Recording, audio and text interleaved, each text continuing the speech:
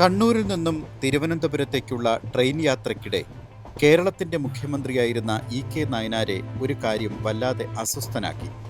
വടക്കൻ കേരളത്തിൽ നിന്നും ക്യാൻസർ ചികിത്സ തേടി തിരുവനന്തപുരത്തേക്ക് വരുന്ന രോഗികളെക്കുറിച്ചായിരുന്നു അദ്ദേഹം ആലോചിച്ചത്.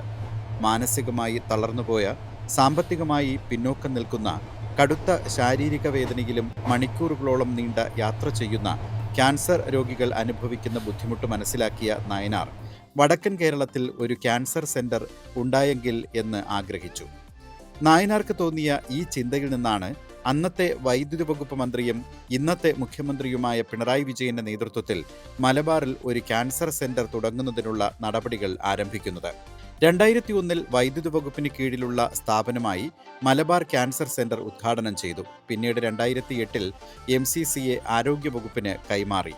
ഒരു ട്രെയിൻ യാത്രയ്ക്കിടെ അന്നത്തെ മുഖ്യമന്ത്രിയായിരുന്ന ഇ.കെ. നായനാർക്ക് തോന്നിയ ഒരു ചിന്തയിൽ നിന്നാണ് ഇന്ന് ഒരുപാട് മനുഷ്യർക്ക് ആശ്വാസമായി മാറിയ മലബാർ ക്യാൻസർ സെന്റർ യാഥാർത്ഥ്യമായത്.